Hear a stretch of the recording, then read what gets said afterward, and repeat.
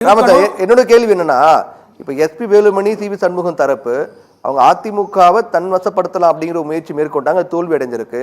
அப்ப மீண்டும் அவங்க அதிமுகவில் எடப்பாடி பழனிசாமி இணைத்து கொண்டால் அப்படின்னா அது சுமூகமா போகுமாங்கிறது ஒரு கேள்விக்குறி. இல்ல வேண்டாம் அவங்க பதவி நீக்கம் செய்யணும் அப்படின்னு முடிவெடுத்தாலும் அது அதிமுகவுக்கு பின்னாடி தராதா? இல்ல ஒரு விஷயம் சார், அந்த நிலைப்பாடு உடைந்த கண்ணாடி ஆயிடுச்சு. இப்போ எது அவங்களோட வேலுமணி இப்போ அந்த டீம் வந்து 25 எம்எல்ஏ வெளியே வந்து திரும்பவும் ஒருங்கிணைத்து நினைச்சிட்டீங்களா, அது உடைந்த கண்ணாடி.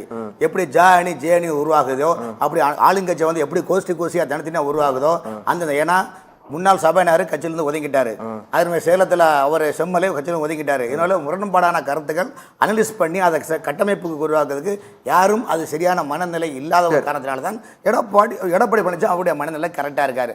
நீங்கள் அவர் வந்து ஏற்றுக்கொள்வது மாதிரி ஒன்றும் பெருசாக இல்லை.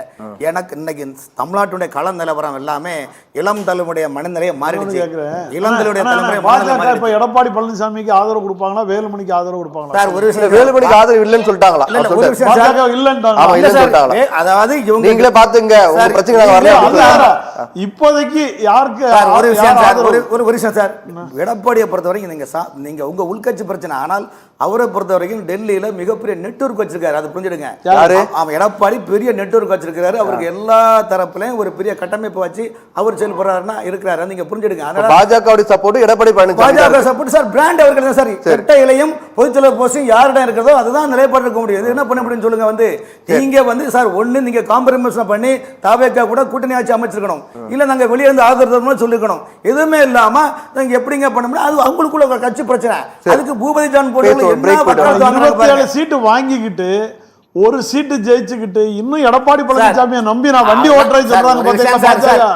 40 சீட்ல ஒரு சீட்டு கூட கிடைக்காம தோல்வி இயல்பு சார். அடிக்கிற காத்துல அம்மி கூட நகருது. அப்படி இருக்கும்போது பிஜேபி மட்டும் விதி விலக்கா சொல்லுங்க வந்து. அதனால சார் எங்களுக்கு ஒரு விஷயம் சார், ஏடிஎம்கே கிடைக்கிற ஓட்டு ஏடிஎம்கே கிடைச்சிருக்குது. அப்ப அண்ணா திமுக ஒட்டு விட்டு பேசுறது நீங்க தான் காரணம் சார். நீங்க பாத்தீங்களா இப்ப மேல இருக்கிறவங்க சொல்றா சொல்லி நீங்க அண்ணா திமுகவையும் இந்த மீடியேட்டர் அதெல்லாம் கிடையாது சார். நீங்க யாரை பாஜக தைரியம் இல்லாம நீங்க யாரே சொல்றீங்க தெரியும். ஆடிட்டு குடும்பத்தை சொல்ல ரஜினிகாந்த் சொல்றீங்க, அது அவங்களுடைய சொந்த விருப்பம். அந்த இடத்துல சார் அவர் ஒரு கருத்தை முன்வைக்கிறீங்க, பேரை வரிசை சொல்றீங்க சார். அவர் கருத்தை சொன்னார், கருத்து உள் கருத்தை நான் சொன்னேன் இல்லன்னு சொல்லுங்க வந்து.